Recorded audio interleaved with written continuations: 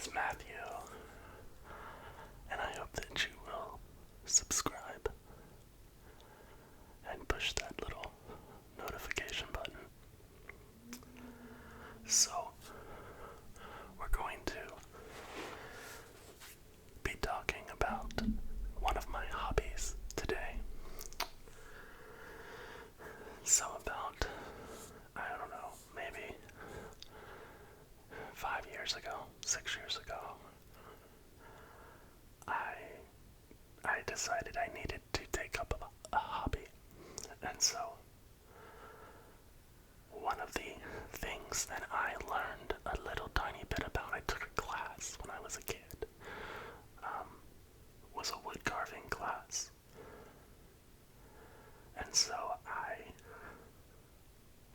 decided I was going to start carving wood. It took me a little while to find the kind of wood that I really enjoyed carving. You know, most people, when they think of wood carving, they think of carving, pine blocks, or sometimes birch. And there's a couple other kinds of wood that people carve. I'm not sure when it was, but I stumbled upon a blog about somebody who carved cottonwood bark.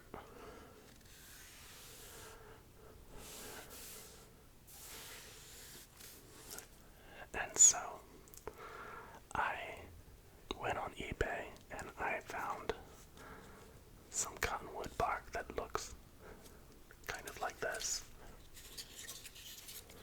It's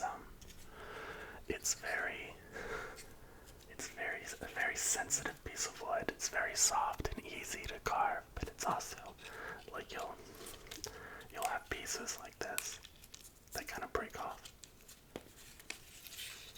But when you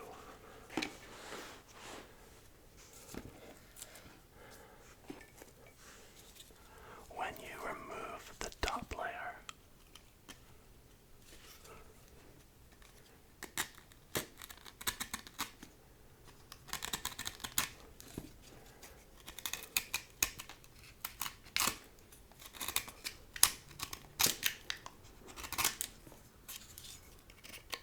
you get this much lighter brown color, like almost like a caramel color,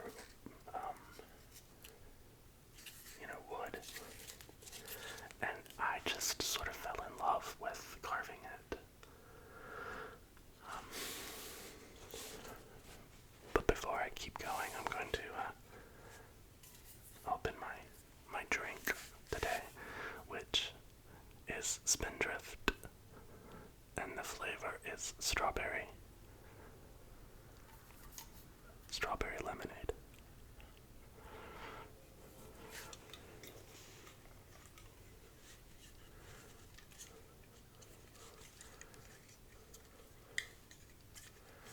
I think I'm gonna open it.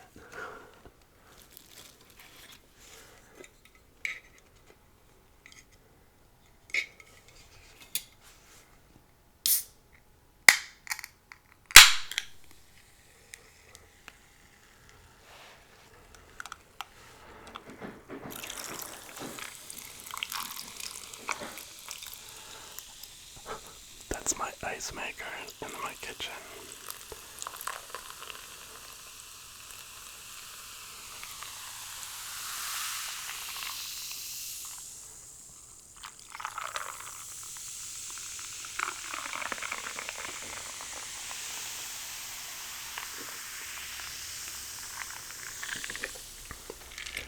And so, I started carving, I started ordering lots of different kinds of cottonwood bark. I ordered it from Arizona, I ordered some from Colorado, from Montana. But the majority of my cottonwood bark I get from a retailer in British Columbia, Canada. And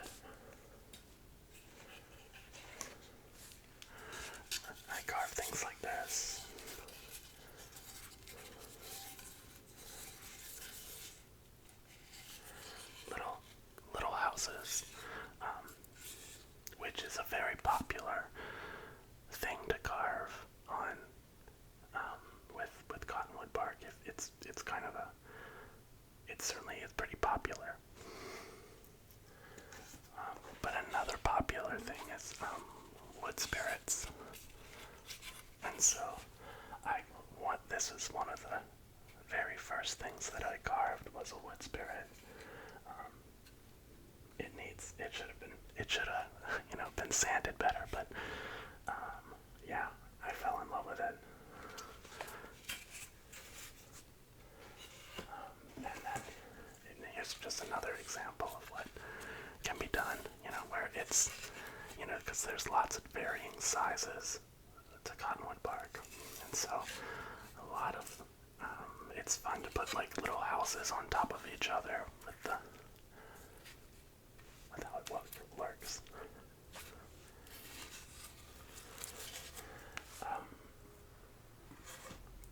When I'm finished with my carvings, this is a better example of what they look like.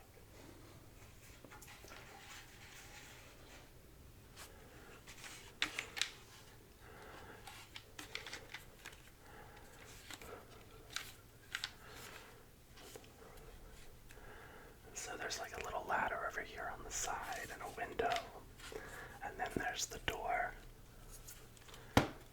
and a little window. And then I love the chimneys. I love when you're able to carve a chimney in a little house. And this one is made to actually hang up. It's hollowed out because you want the little windows to look like they're open. It just looks more inviting that way. And one of my favorite things was when you put a little window, an awning over top of the window. But yeah.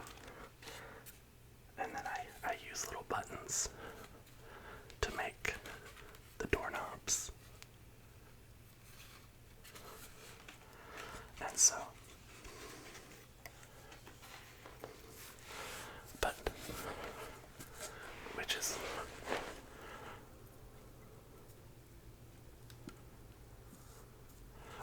what I am working on here. Another house. I'm not exactly sure where.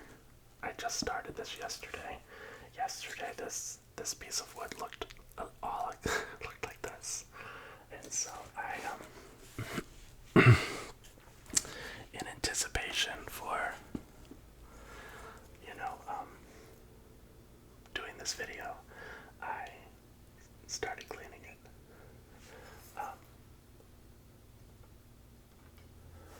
And so, but one of the things that I really liked about wood carving was that I was able to create something that I really enjoyed creating, but I also was able to keep everything inside this little plastic bin. I've had this plastic bin filled with wood carving products, probably for, I don't know, I guess as long as I've been carving. I've definitely cut myself a few times, but you learn. And so there's this, a lot of people think, they assume that when you are wood carving, you are, always using, carving knives, which is certainly true. You are.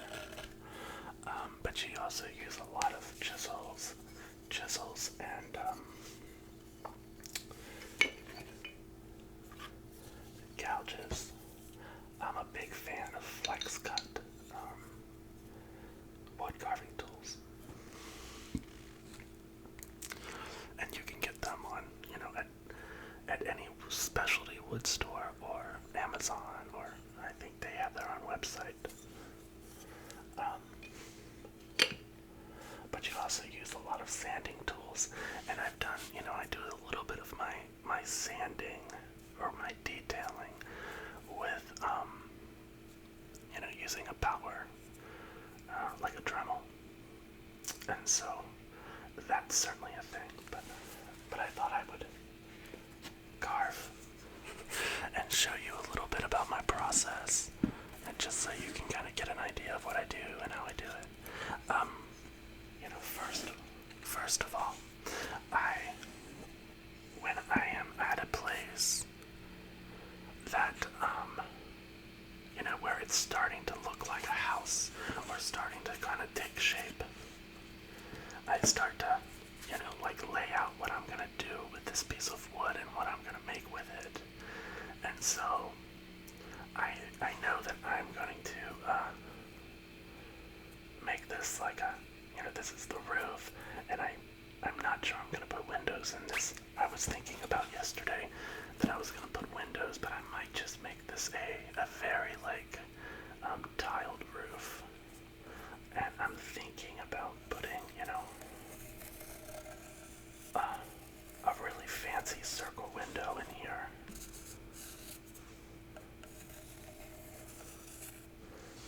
And then this is going to be a secondary roof right here. And I'm not sure if I'm gonna put the door down here or right here. And I'm still deciding. I was thinking about like wrapping a staircase, like wrapping a staircase around here, up to this little area. But I'm afraid it will be top heavy if I do that, so we'll see. But this is what it looks like on the back before it's been carved out. And so right now I'm just like getting the wood ready for, more of the detailing and more of the shaping.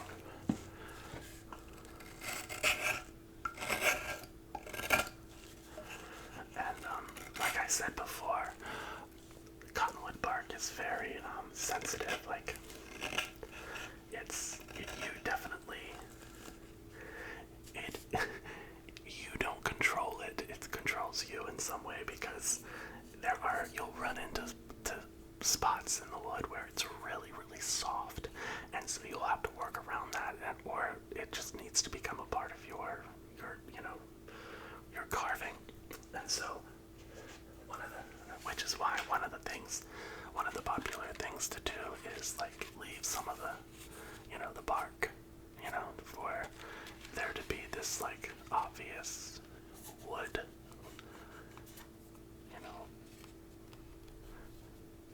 like features of the bark still included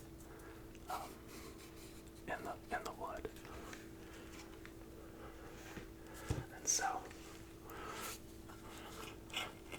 but if you have any questions about wood carving or cottonwood bark, certainly feel free to leave a comment. And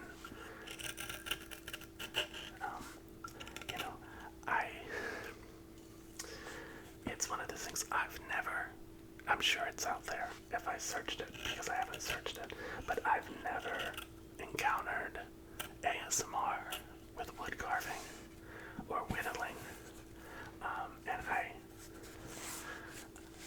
I kind of thought that it would be a pretty relaxing kind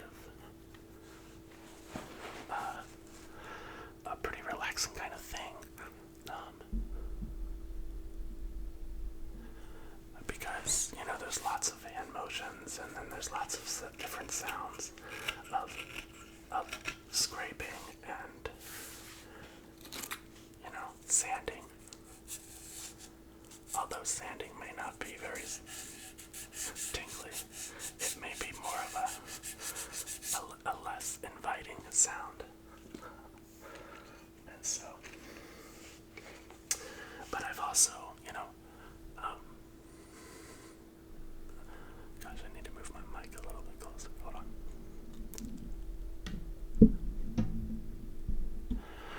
And so, I've certainly wood carved, lots of different things. Like I've done a walking stick for each of my kids, and I've done decoys that I've gifted to people in my family. So this is not the only kind of wood carving that I do, but it's certainly one of my. It's definitely one of the kinds of carvings that I do more so than other kinds. so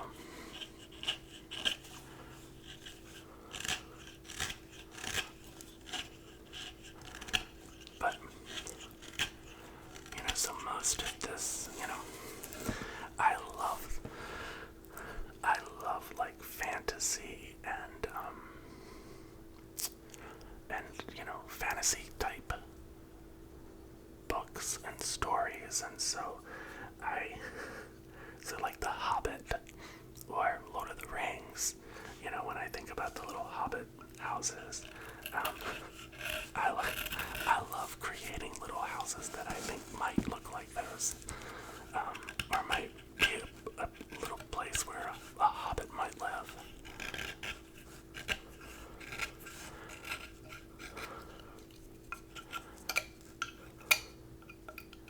A lot of people, the one thing that I do that's different from a lot of people is most people keep their finished product very natural.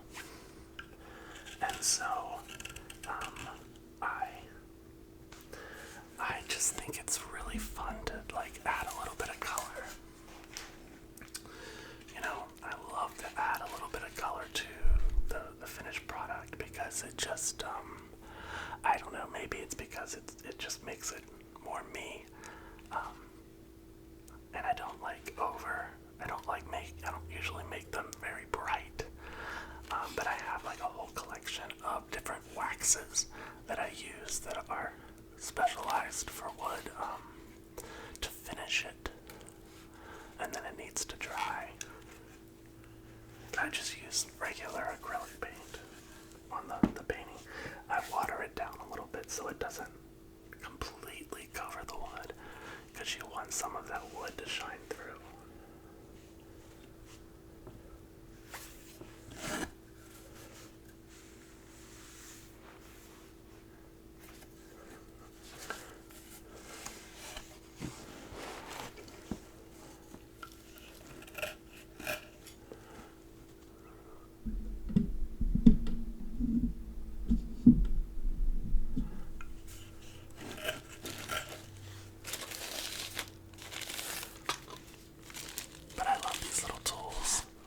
I'll show you some of my tools.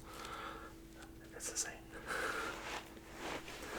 is a very disorganized mess right now, but so these are like these little like sanding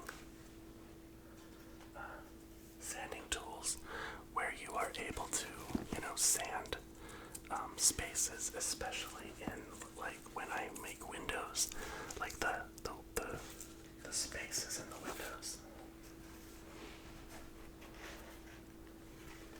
For instance, sanding right here.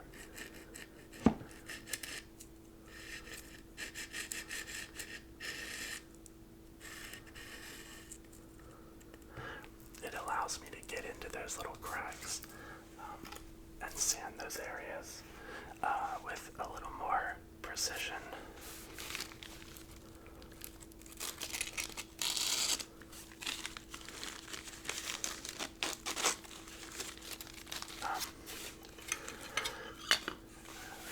This is a Japanese-styled saw that I find to be very helpful when you're like trying to cut a bigger piece.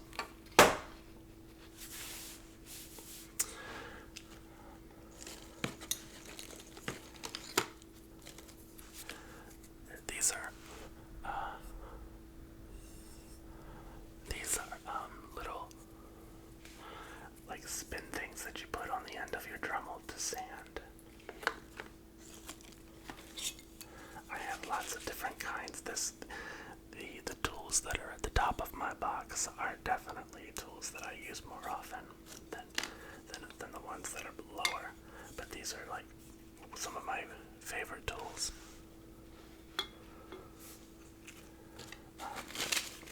Lots of sanding products. And this is I don't know if I'm gonna.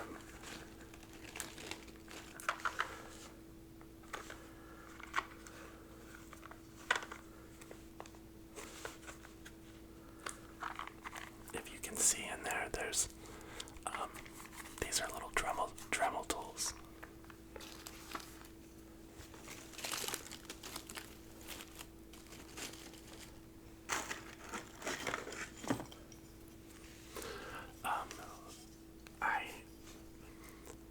I had a few years ago. I had a couple of like custom knives made for me to use by a knife creator, and this is one of those knives that I had created.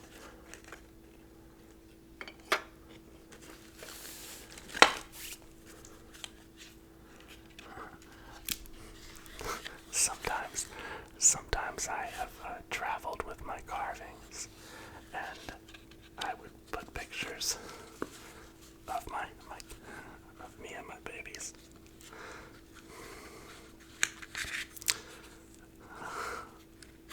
Gosh, this is an old little book for when I travel. It's so great.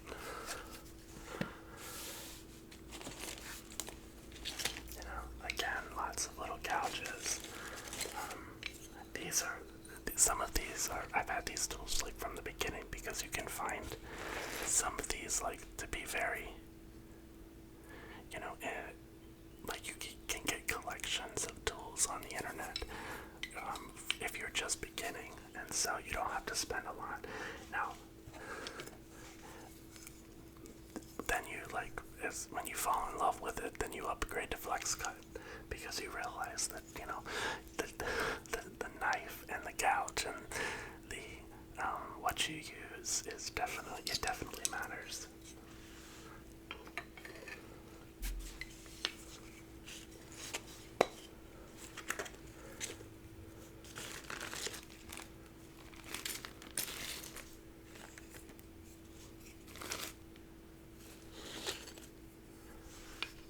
And then you spend a whole bunch of money on tools that are not very good at all. Like this will not keep its, I don't know what brand this is, but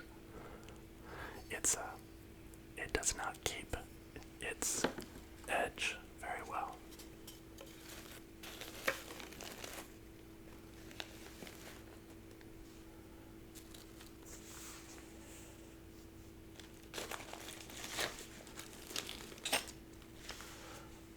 And so, like, for instance, like with this,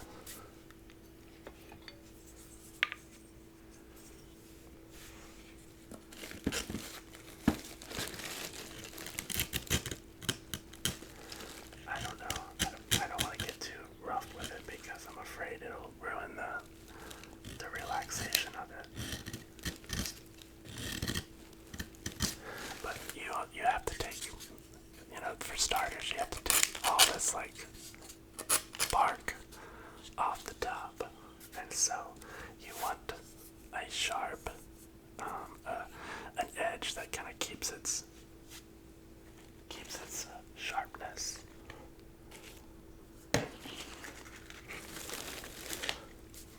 And then most of this is various wood chips that I have kept from the various carvings that I've done.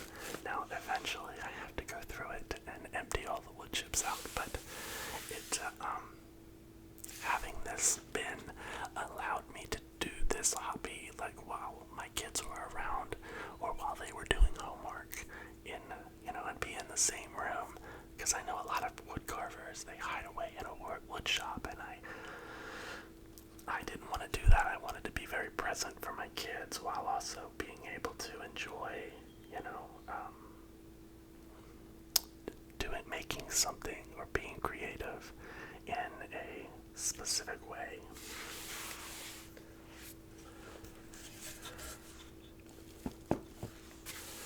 And so,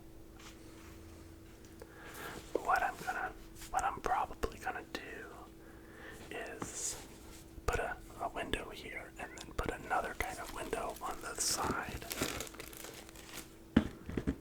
I just need to figure out where I'm gonna put my door.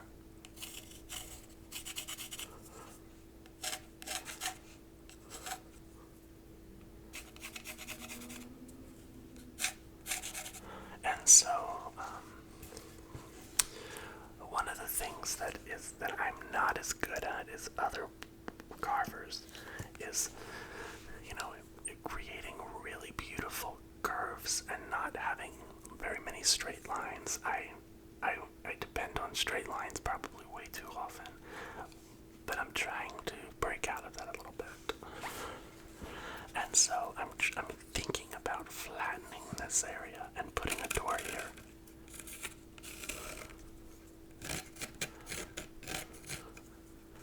Oh, we'll see. And maybe I'll dig into that area and put the door further into the wood. But I'm gonna keep working on this, and I'll show you a little more of it as I'm finished. When I'm finished in another video. But yeah, so that's a little bit about my wood carving. I hope that you enjoyed and enjoyed this experience of learning about what I do. In the comments, tell me what your hobbies are. Tell me what you enjoy doing in your free time. I find that hobbies are a very important way for me to find my peace, find my quiet, find my rest. And I hope that wherever you are safe. You are finding rest and just a little bit of light. Thank you for listening.